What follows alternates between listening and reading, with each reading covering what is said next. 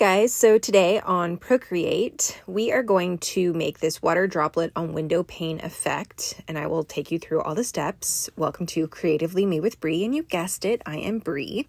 So I got this cute little sprayer from the dollar store. I believe it came in a pack of 3, and I wanted to try it on a variety of surfaces. I tried it on this glass frame, like this glass that came with the frame from the dollar store first.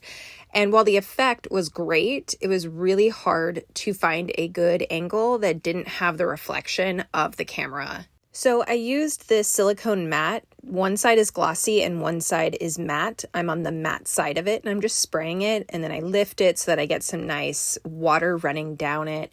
And then I'll show you from an angle what it looks like. And in a moment, you'll be able to see the different lighting and different effects that I was able to photograph just on my phone. Next, I opened up this document. The size is 3,800 pixels by 5,000 pixels and 300 dpi.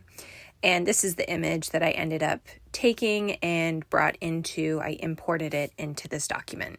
So since we aren't using the water droplet photograph right now, I hid it and then I added a layer. And here are some of the colors that I like to work within for these types of projects.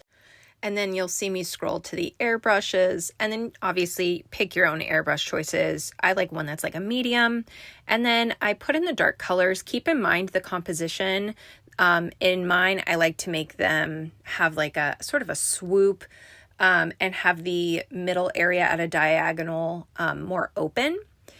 Then you're going to see me go to the Gaussian blur. I hope I'm saying that correctly. If not, correct me. By all means, I'm not a perfect human. Go figure. I blur it all the way, and now I'll add another layer, add a new color. This one I'm going to go a little bit darker just so that way I can get a bit more variation in where the shadows of this piece will be. And I just am tapping them in. This one I draw a line, sort of like maybe buildings in the background. You can totally get creative with what sort of line work you have in the back as you are blurring it. So that way you can kind of decide, what is beyond this window pane that we aren't seeing clearly because it's distorted by the rain and the like droplets that are sliding down on the screen or on the pane, I guess. Now I'm going in with a lighter color on a new layer. Yes. And just tapping, again, them in. I wanted it to sort of look like lights in the distance. I blur them. And unlike previous layers, this one I do not blur 100%. I believe it's somewhere between 50 and 60%. I know that you guys might be able to see, but my eyesight isn't great, so I literally couldn't tell you to save my life what percentage I actually made that at. Now on the new layer, I make these, they're kind of green and purple color dots from one of the brushes in the luminance options. And then I blur it again. And now I'm on another new layer. I went all the way to the color white and then tap these in. It still does a variation of the hues. And I just blur them a teeny tiny bit just to, still have their presence, but not entirely gone. And then I did add the add effect on this particular layer. So that way we would get sort of more variation in the lighting in the background. I think it helps make it look more realistic. In this one, it maybe was a little bit too bright, but personal preference. So now I take my photo and then I adjust it to where I would like to see the droplets the most. Once I have it adjusted, you'll see me make the effect. Let's see, is it the vivid light? Yeah, vivid light. Okay, so once I have it on vivid light, I'm almost done, but not quite. So next what we're going to do is add our own water droplets so that we get more of a dynamic effect.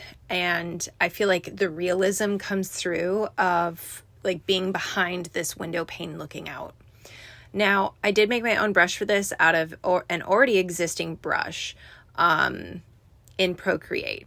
It's, as you can see, this is how it looks. This works. It does work, but I wanted to make my own effect, something that wasn't as aggressive, but had a similar feel. So I duplicated that. I literally could not remember all of my steps, so I had to go back and forth and figure this out. So you guys will probably have to pause this a few times to see what all of my settings were. I do apologize. I'll be the first to admit I'm not great with making my own brushes yet. It's something I'm still learning and still trying to understand all of the different buttons and effects. But once I made this brush, I was like, yes, this is it. It was like a happy accident. And then when I wanted to show you guys, I had to somehow duplicate the happy accident. And that was where the problem came. Now, this video tutorial, start to finish, is about 10 minutes and 20 seconds long. I would say, though, if I didn't have to recreate this brush and I didn't go slow in order to demonstrate each step that I was taking, easily in under 5 minutes, once you get comfortable with, you know, the buttons and the layers and like how you want things to look, easily under 5-minute project. I've made several of these, which you will see later on in this video, but extremely easy to make. A couple things to note: make sure that when you are drawing the almost like lightning looking water droplets down onto the window pane, that first and foremost you use at least a medium gray, if not a little bit darker, so that they show up as you play around with different effects later on, which you'll see soon. You already heard me say you're going to want to make it look like sort of jagged lines, like lightning coming down. But then once we have that, so it looks more organic, we're going to go to liquify. Here's my settings. And once we have liquify on, which I'm struggling with, we're gonna go in and we're literally just gonna wiggle the line. So that way there's not a super consistent width of the brush, but then also there's a little bit more of that organic, how water sort of moves unpredictably, whether there's wind or, you know, how hard the rain's coming down, what direction it's coming down. So this is what I do to make it look a little bit more unpredictable, a little bit more natural, the way that like water actually flows down on glass. So yeah, we'll just chill here for a sec while we wait for me to finish up this part. I love awkward silence, nothing like it. And now that we have that done, we're going to go into the effects, and I believe I used the vivid light again. And then I duplicated that layer because I like how some of the parts show through more clearly. Now, when I duplicate them together, it does make it very dark.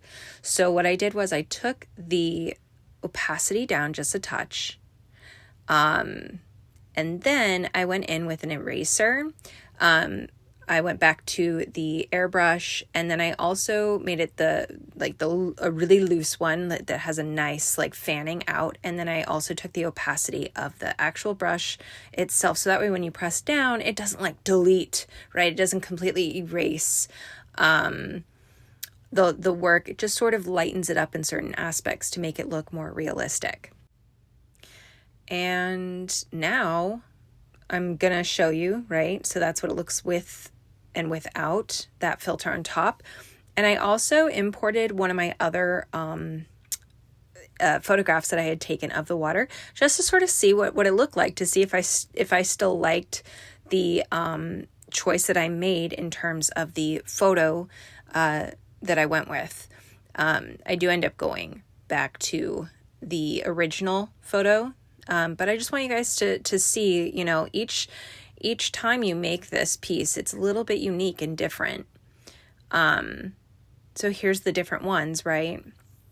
And I just found that the original, this one, really did look the best. I tried playing around just to see if other ways of turning the image around worked, but I really didn't like it. So I went back to the original.